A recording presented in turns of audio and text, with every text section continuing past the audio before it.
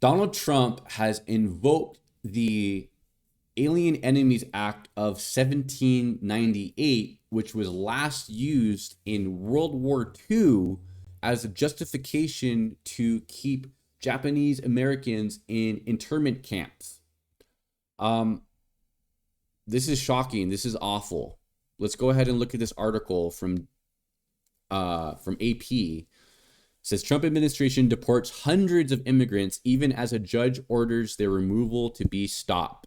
The Trump administration has transferred hundreds of immigrants to El Salvador, even as a federal judge issued an order temporarily barring the deportations under the 18th century wartime declaration targeting Venezuelan gang members, officials said Sunday. Flights were in the air at the time of the ruling. U.S. District Judge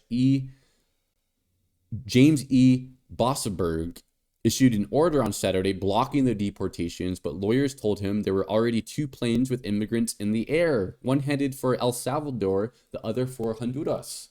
Bossenberg verbally ordered the planes be turned around, but they apparently were not, and he did not include the directive in his written order. Oopsie, too late, Salvadorian President Nayib Bukele, a Trump ally who agreed to house about 300 immigrants for a year at the cost of 6 million in his country's prisons, wrote on the social media site X above an article about Bossenberg's ruling. The post was recirculated by White House Communications Director Stephen Chung. Secretary of State Marco Rubio, who negotiated an earlier deal with Bukele to house immigrants, posted on the site, "We sent over 250 alien enemy members of Tren de Aragua, which El Salvador has agreed to hold in their very good jails at a fair price that will also save our taxpayer dollars."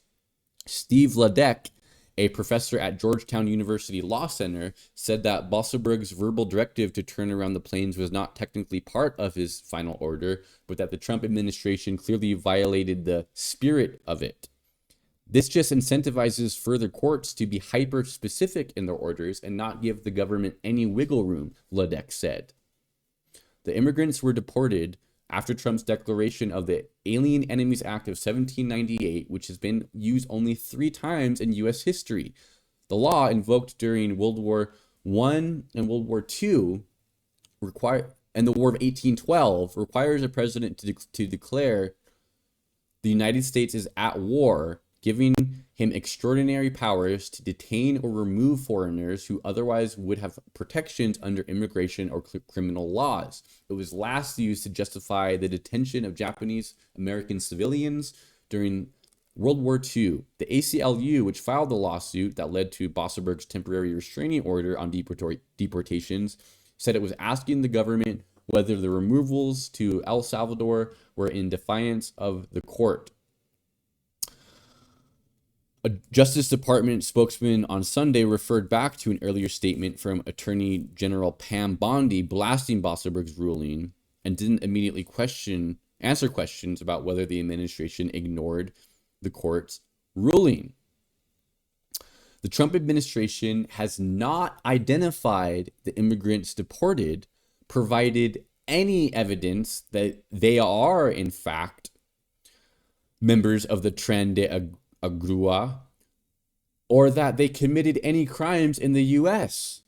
It did send 2 top members of the Salvadorian MS-13 gang to El Salvador who had been arrested in the United States. So we're full-blown, this is full-blown panic mode, right?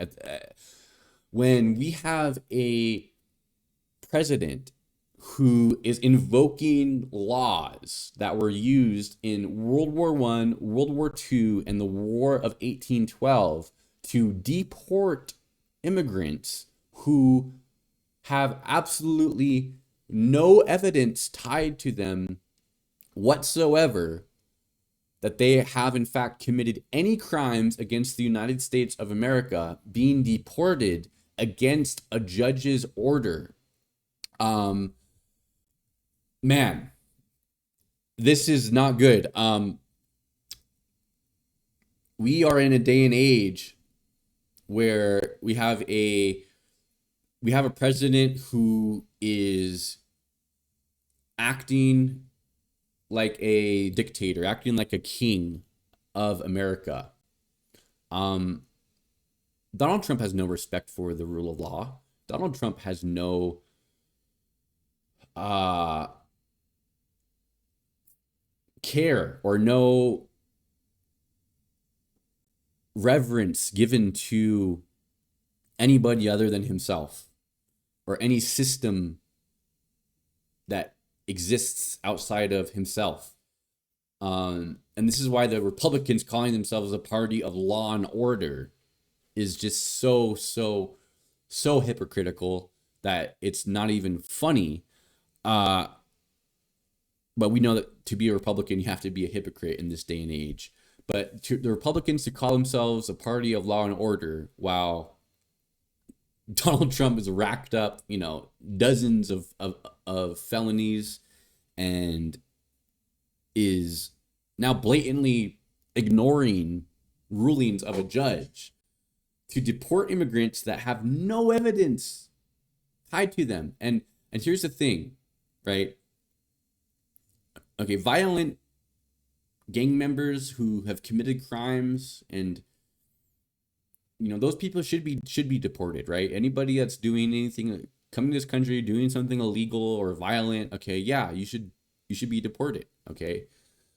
But when hundreds of people are being deported without any evidence tied to them specifically, or without them even being identified, right? What does this set the precedent for?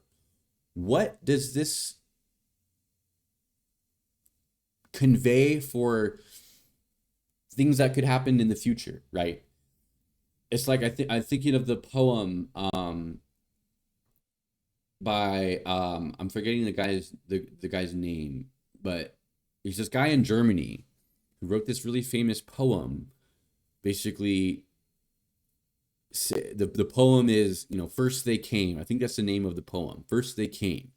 Some of you might know it, and I should have it here. Basically, what the poem kind of illustrates is, if you don't stand up for others, for groups of people that are not your own, under the guise of, well, that's not my group of people being hurt, well, who's going to stand up for you when your group of people is being gone after, right? He says, first they came for the trade unionists, and I was not a trade unionist, so I did not say anything. Then they came for the handicapped people, and I did not say anything because I am not handicapped. Then they came for the Jews, and I did not say anything because I am not a Jew. And then they came for me. And who else is out there to stand up for me? I probably just butchered all that, but the spirit of the poem is absolutely beautiful, because basically it really shows the importance of people standing up for marginalized groups of people that another group is seeking to marginalize further, whether it's the government, whether it's a different bully, just society in general, bullying a certain group of people. Sure, you might not be affected immediately by that, but down the line, if this group of people is to be marginalized, if this group of people is to be ostracized, if this group of people is to be deported,